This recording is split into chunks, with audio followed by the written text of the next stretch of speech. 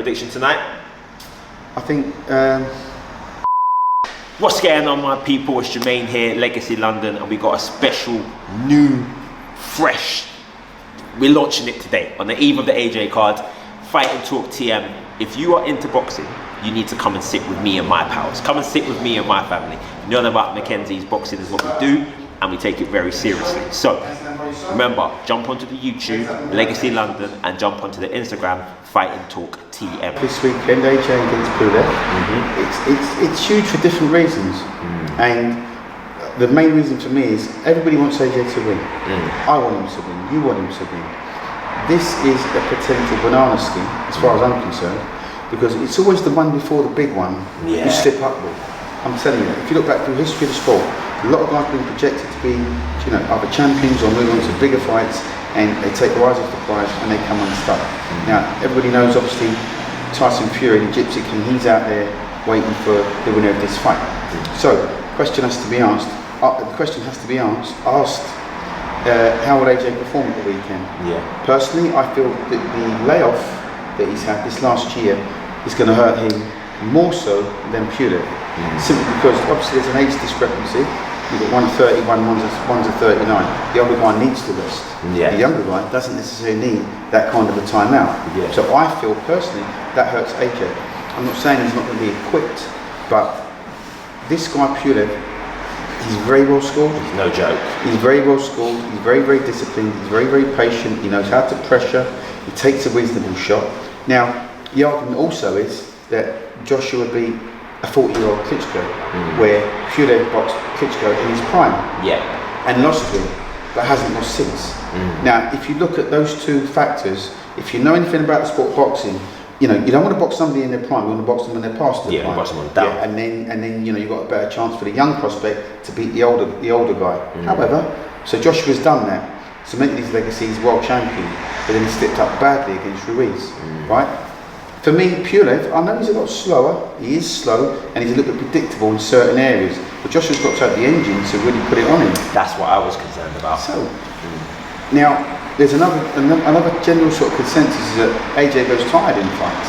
Now, he can't afford to go tired against this guy.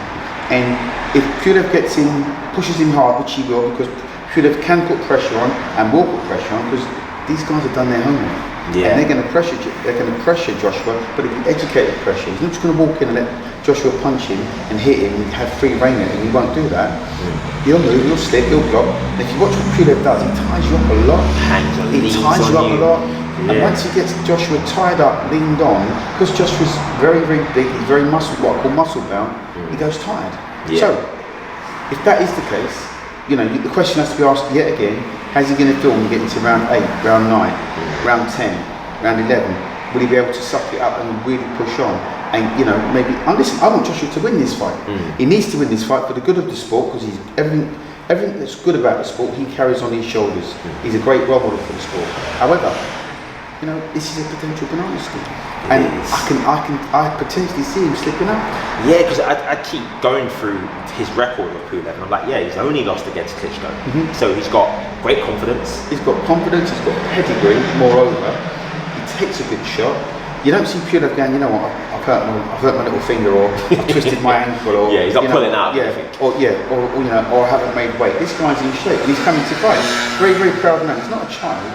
We're not looking at a young 23-year-old that could potentially get hurt in a fight and then start questioning himself. This is a seasoned veteran. This guy knows what he's doing. So, like I say, the question has to be asked: how's Joshua going to cope with a mature, seasoned pro? I don't think he's boxed anybody like this guy yet. Not in my book. No one that I feel that's going to really push his engine. And like you said, because he's a durable opponent, he's going to look to push later, and he's going to look to get AJ to fight on his tempo. And that's when we normally see AJ starting to. Well, listen, a lot has to be said again with AJ as to what he's learned from fight to fight. So we have to look from where he's come from, obviously from winning the championship to where he is now. And the only question is that will be answered will be on fight night, because we'll see how he copes once he gets to round 6, round 7, whether or not he can go back to or revert back to the type of boxing that he beat Ruiz with. But that kind of boxing isn't going to beat this kind of an opponent. He's not going to be able to just outbox or outthink Pulev, because if he starts just going behind the jab, Pulev is going to smell that, the fear, and he's going to go after him and put more pressure on Joshua. So, these are questions that are only going to be answered in the fight. I don't know, I've never seen Joshua adapt. I've only seen him adapt once against Ruiz, but Ruiz was overweight and out of shape. Yeah. Pulev isn't overweight or out of shape. He's coming for it. So, Yeah. you know. And it's also a thing, I feel like when you take a loss, especially how he took a loss against Ruiz, that pressure, that tank are all the things that fighters are looking at as his weaknesses. You know, does he take pressure early? Do we just try and gas him in the first three rounds? They're all things to take into account. Yeah, listen, we can. There's obviously, listen, everybody's beatable. Nobody's unbeatable. It's not a boxer alive that's not unbeatable. And Pulev would have done his homework. Yeah. So, you know, it's about fight night. But the pressure's not on Pulev to perform. The pressure is on Joshua to perform. Pulev is just going to go and do what he normally does. Yeah. He's going to put pressure on, he's going to walk AJ down, he's going to tie him up, make the fight as physical as possible so he can get him tired, take him into the deep waters, into the later second half of the fight, and then apply more pressure. Yeah. We have to see Joshua's got to be really smart in this fight. You know, but he's not going to get away with just like tippy tapping, and I don't see that. I just don't see that. I mean either, like even especially for Pulev in this situation, I feel like he's in a great space because win, lose or draw, what does it do to him, really? Well, like I say, there's no pressure on Pulev to perform. Yeah. Pulev's just got to go out and do what he does normally, and he knows how to win. Yeah. So, you know, he boxed Fury last year, or was it this year?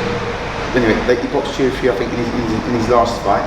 He's not a bad fighter, but he's no Joshua, let's put it like that. Yeah. But another big, tall, rangy, 6-footer, and I think he handled it quite comfortably. Yeah, and even the Povetkin fight, I was going over it last night, and I was like, people felt like he just blew through Povetkin. That was a tough fight for him. Yeah, Povetkin caught him, yeah. had him tight. You know, he was doing little veteran moves. You can see little twitches where AJ looked uncomfortable.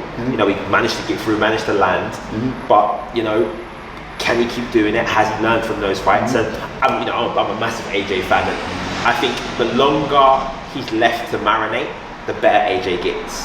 So I feel like if he does come through tonight, going into the Tyson Fury fight, it's just something adding to his arsenal. Keep learning, and Well, I mean, listen, there is that, but nothing can prepare you for Tyson Fury. nah, he's just so Tyson awkward. Fury isn't he? doesn't even know what he's going to do. He's just so awkward. Listen, but eyes on the prize. Yeah. You know, eyes on the prize. Joshua's got to go out and do a number on this guy. It has to be done with an educated mind.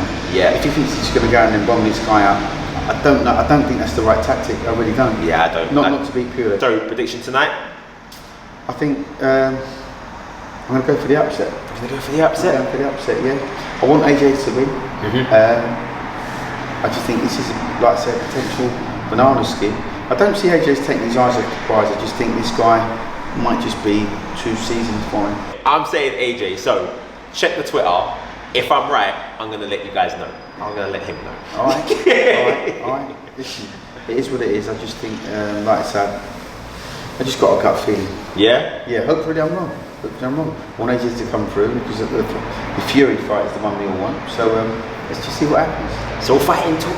All right. It's all fighting talk. But cheers, Uncle. Remember, Fighting Talk TM, Fighting Talk podcast. Just come and follow us, and we're gonna get the video up tomorrow of the AJ card.